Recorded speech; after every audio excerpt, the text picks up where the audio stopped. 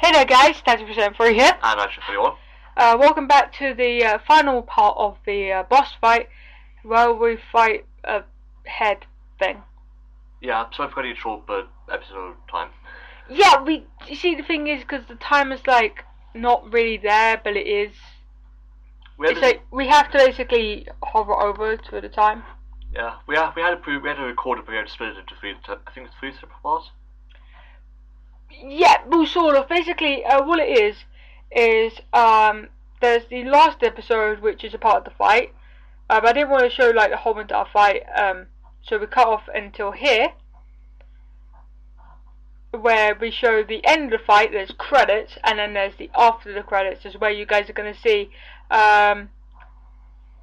just the final part of the game, really, and also the secret ending. So yeah, whack head to win. Also considering the length of the original episodes. Yeah. What? Oh yeah, actually. Hence why we made this short enough. Hence why we split it into the different parts. Yeah.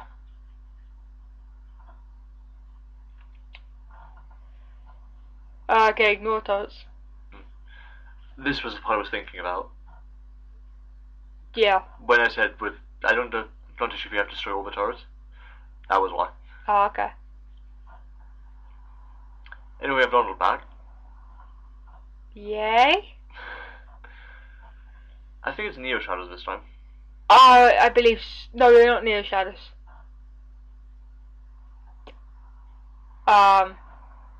They're those shadows that you fight with the gigantic swords. They basically do that. Okay. I think I know which ones you're referring to. Yeah. Well, what do you think their name is? I can't remember the name, but I think I know what you're referring to. I know they're not Neo Shadows, because to fight Neo Shadows, I'm not sure if it's Final Mix only. I heard it is.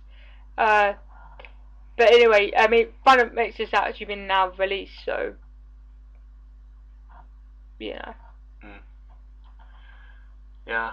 But yeah, if I remember correctly, if you leave, you know where we started the boss fight? Yeah. Basically, go out back where we fought the gigantic behemoth thing. Oh, right, yeah. And you fight Neo Shadows. I believe it was actually only exclusive to Final Mix, which now we're all allowed to play it, because thank you, HD Edition. I would have actually recorded on this, but this was actually recorded before that was released, and I don't have a PS3 anymore. Yay, breaking. Yeah. I'm still not sure how that happened, but let's not go into it. I'm sure Zoltan could tell you. Yeah, okay. I'm going to be honest, I forgot about this part. Yeah, well, I'm just going to say this now. It's not hard at all. But we just whack on it.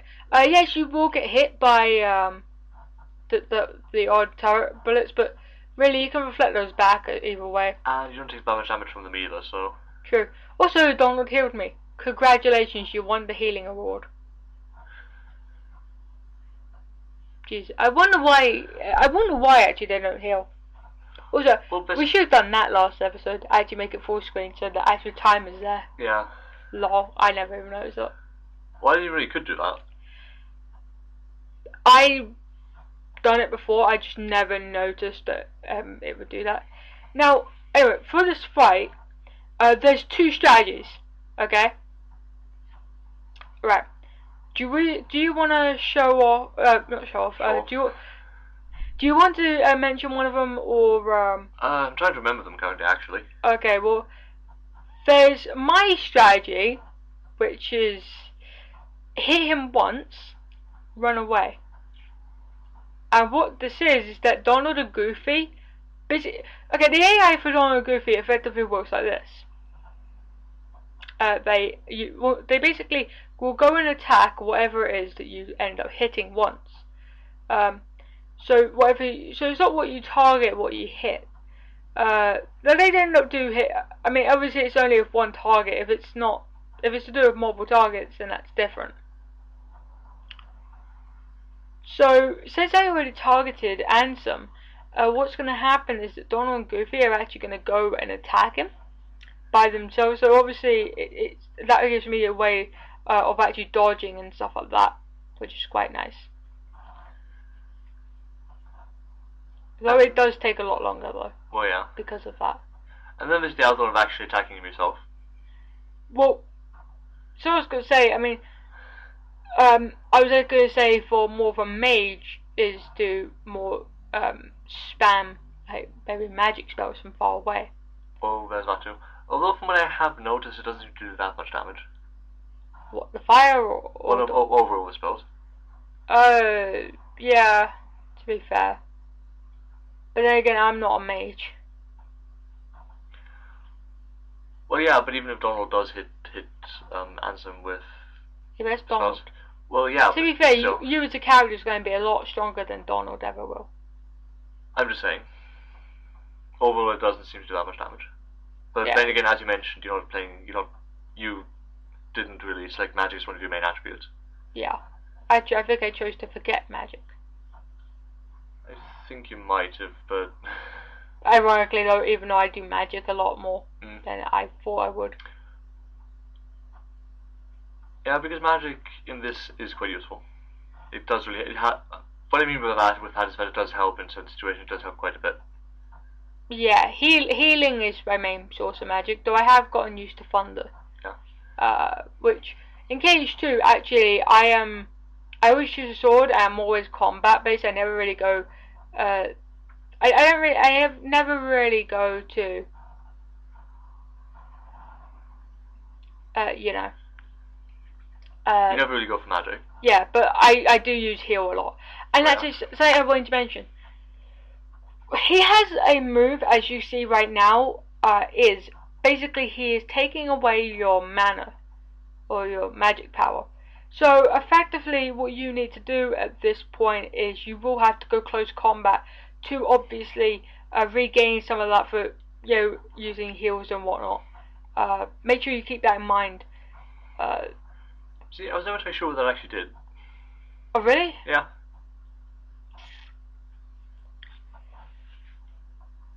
Maybe because I didn't use magic myself that much. Fair enough. The first time I played it, anyway.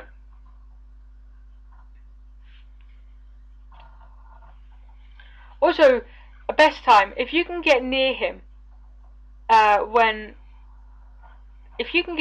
basically when he's doing his fun, well, that basically like dark hole, I guess. If you can get near him at that point, you effectively are really lucky because you can actually beat the crap out of him whilst he's doing that, because he's actually not going to attack you. So you can kind of take advantage there. However, there is a gravitational pull pulling you towards it. So you might not be able to... it doesn't seem to affect Donald and Goofy as much, to be honest. So they seem to be attacking him at that point. True. Where I can get in a couple of hits, but however, you have to try and fight the gravity. Other than that, that section of the fight is again very similar to the first part of that fight. Yep, and now Ansem is actually gone. We have beaten him. Pretty much. Yep. Oh. It seriously does feel like when it's at these dark screens when the video actually freezes. Because we can't hear the audio, so... I guess so, yeah. And now probably one of the most iconic lines of the series. Kingdom Hearts is light. Well, to be fair, that is probably one of the most well-known lines from the game. Probably. Because Ansem goes on about the whole thing being darkness. Yeah. And then just goes, actually it's light. Although it's so weird because he says that, but you can see darkness coming out of it. Yeah. And then it's like, oh, it's light, and then it's like what? Yeah. And now, obviously, in the game, later on in the games, they explain this. But however, at this point for first-turn player, like, okay, it's now releasing darkness. Wait, okay, now it's light. What? Now, mind you, there always were a lot of theories about the whole thing in the first place, and they came from this particular scene. True. What I did like about actually this particular thing about Kingdom Hearts is that, well, yes, there are things that are explained, but there are things that are not explained. And the things that are not explained are actually theorized a lot by the community, which is quite nice when you see a lot of the fan theories. What's even more interesting though is that in some cases, a lot of the fan theories actually are correct in some cases as well. Obviously not all of them, but some of them actually do turn out to be correct in the end. Yeah, which is true. Which is actually very interesting to see most of the time. Well, it's far because I don't really look at the fan theories, to be honest. Neither do I, but the ones I have seen. Okay. God, push it harder. Wait, I thought you were dead. Well, no, but where did he come from? Because he wasn't there for most of that, was he? See, what happened was Riku was the one who actually was shooting light. Even though it's darkness. No, I'm actually joking, obviously, I don't think so. Though, where I think the light actually came from... Probably was from, yeah. From... Come on, show up. Show up. It's bound to happen any minute now. The suspense. There we go. Mickey! With a golden keyblade. Obviously, again, might be, might not be. Yeah.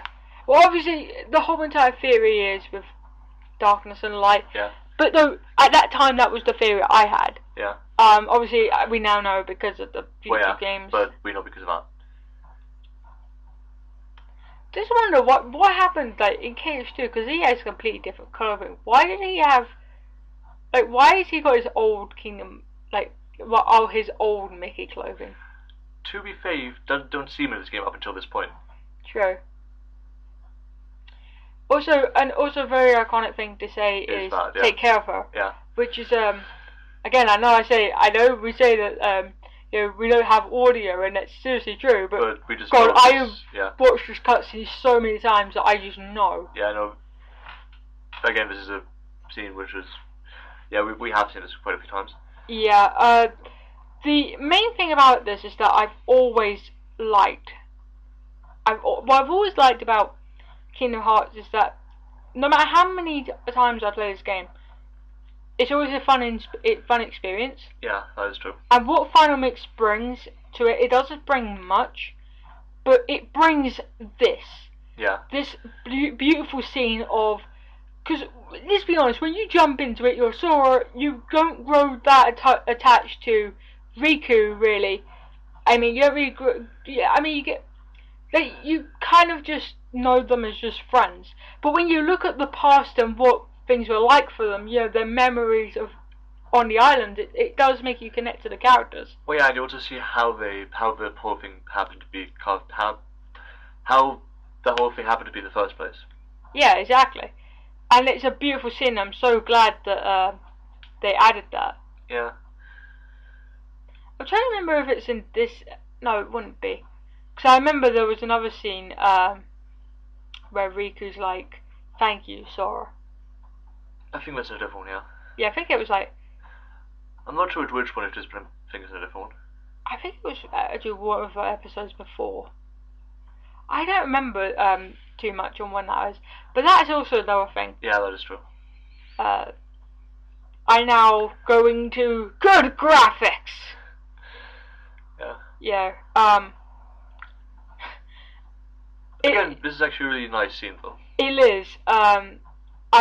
I love how first of all it shows the relationship between them. Yeah.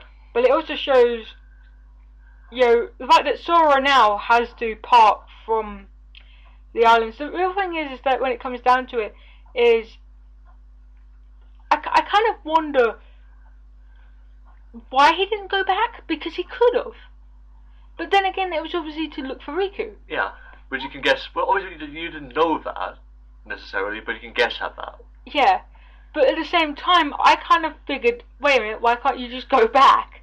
But then obviously, as kind of the final scene of the game will show, he's still looking for Riku and King Mickey, which is also quite a nice thing. Also, I don't know if that's in this one or if it's in one of the different ones, but I think she makes that her promise anyway. Okay, no, that was actually a while ago. Yeah. Basically, his promise was they would return the charm to her, and apparently the charm keeps him safe. I don't remember. Probably thinking of something else then. Oh, you're thinking like before he even went to face Ansem.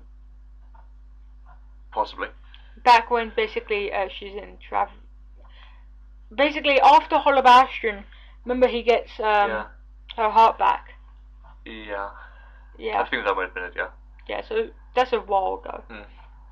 But what I also like with this, with the fantasy act she's had, it obviously doesn't tie up all the loose ends, but it ties up most of the ones that pertained to this game. Yeah. And obviously we have the beautiful music at this point, which is by Utada Hikaru, which is simple and clean, which is actually now the full version, where there's a faster version which was used in the opening for the game. Yeah, which is actually a remixed version. Yep. I have to say that this is beautiful. I was actually going to get to that, saying that actually the music is also really good in this part. Yeah, but the Kingdom Hearts musical's always been good. Yeah, no, I think there's never been a track I could definitely say I've disliked. Yeah, no, they're all pretty good. And actually, to bring up actually just a quick thing. Yeah. As you see Kairi, she's going over, she's looking over all the stuff of the past.